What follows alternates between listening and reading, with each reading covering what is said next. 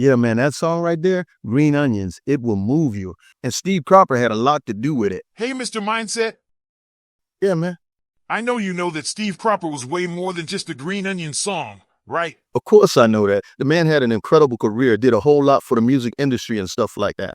Then, I can't wait to hear all the details and history behind this guy. Well, I don't have time to talk about everything. We were going to focus in on Green Onions and some of his life and stories about things that he's done. Well, I do know a little something too. I could tell you a few things, if you let me. Remember who helped you put this stuff together? Okay, I know he co-wrote Sitting on the Dock of the Bay by Otis Redding. Sam and Dave, Soul Man, Hold On, I'm Coming. Okay. Wilson Pickett, In the Midnight Hour.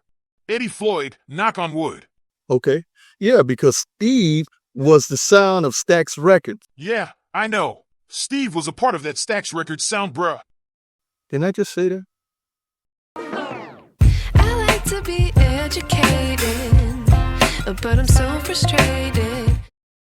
Hey guys, welcome back to the channel. I appreciate you guys, all the members and subscribers on this channel, and the people who keep watching the videos. That's much appreciated. Keep on doing that. Tonight we're going to be talking about the late Steve Cropper. He just passed away a few days ago, and he's got a story that everybody should know something about. And we're going to get into that. Not everything, but we're going to talk about his life and that song that touched me the most that he did. It's a simple song and stuff like that, but this is how I know Steve. Green Onions.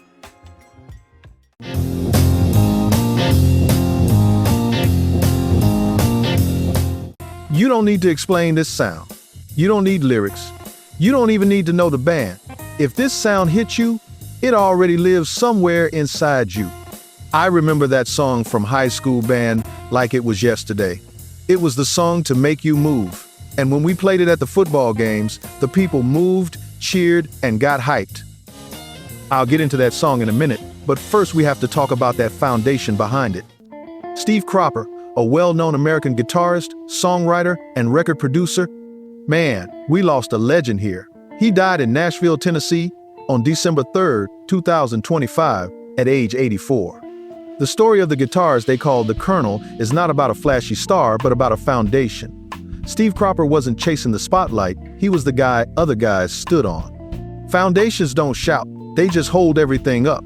He was born on October 21st, 1941 in Dora, Missouri. His work ethic was born in Memphis at Stax Records.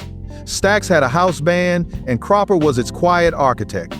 The integrated band was made up of Booker T. Jones, Duck Dunn, and Al Jackson Jr. They were built for work. Cropper played guitar like punctuation.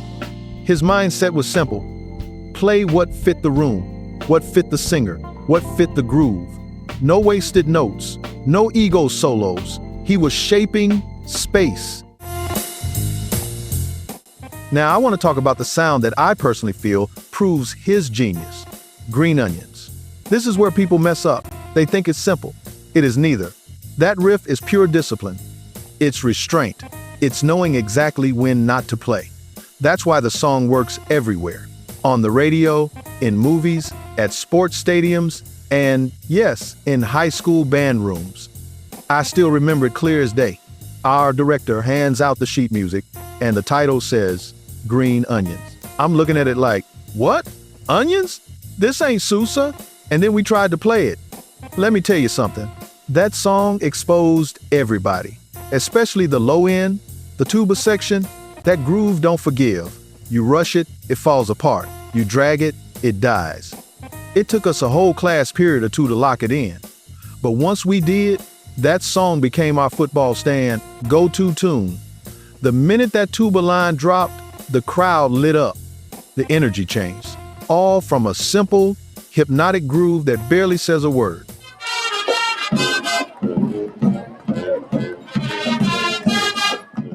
That's the power of Steve Cropper. Anyway, we were there to cut an artist named Billy Lee Riley, who's pretty famous. He didn't show up for the session, and we were just kind of waiting on him. And we just started jamming on some blues just to kind of warm up our instruments and just kind of keep from being bored to death. I remember in the end, we just were laughing. We just thought it was funny. You know, hey, that's pretty good, da da da da da. And Jim got on the talkback and said, hey guys, he said, come up here and listen to this. We go, what, you put that down? He said, yeah. And Jim Stewart just fell in love with it. He thought it was great, you know. Well, I can tell you now that Louis Steinberger played bass on it. He said, why don't you call it Onions? He said, because that's the stinkingest music I ever heard, you know. I said, what about green onions? I said, a lot of people eat green onions, you know, with the dinner and everything like that. And they went, yeah, green onions. So that was the title. Now don't get it twisted, this is the one that hits me because it was my first brush with their sound. But to truly appreciate his foundation status, you have to know two essential things. First, he was so indispensable that his name is immortalized in Sam and Dave's Soul Man.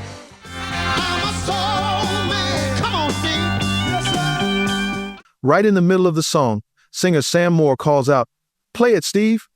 That was Cropper, playing the riff that defined the whole moment. And second, his sound was so authentic that he and Duck Dunn were recruited to join the Blues Brothers band, appearing in the blockbuster movie as the Colonel, bringing the authentic Stax sound to a massive new generation.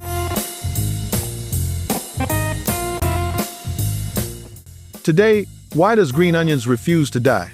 It wasn't built on flash, it was built on feel.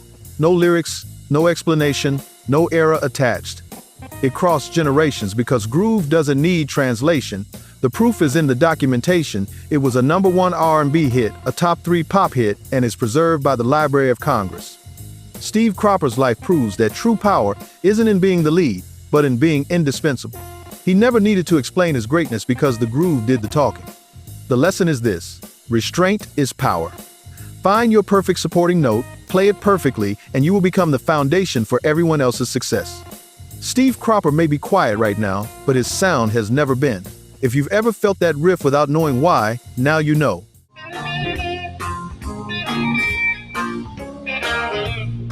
So, for you musicians, find your groove, play your perfect note, and just become indispensable. Hey guys, before we go forward, I want to let you know I appreciate your support by watching these videos and stuff like that. Please make sure you subscribe and comment, like and share and all of that stuff. But I also want to let you know that we have something called Join. Most of you know what that is. You see the little Join button. It helps support the channel. Please consider it and check it out. This is a good way to support what we're doing so we can continue to bring you good stuff and grow. Now back to the video. Yep, we lost Steve just like we lost hey man, we've lost a lot of people this year as far as music concerned. The last couple of years, it's like people are just getting out of there. Some of our heroes in music, the people who made music what it is, and they're going like flies, you know what I mean?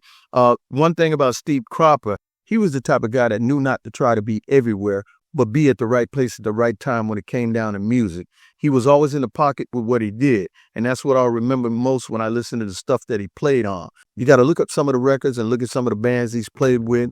We don't have time to get into that tonight, but I can tell you this much. Some of the soul music and R&B music back in the 60s and 70s wouldn't have been what it was if it wasn't for the guitar playing of Steve Cropper. So I hope you appreciate that story, guys, and I'm going to check you out next time on the Music Mindset channel. I'll be here. I hope you are.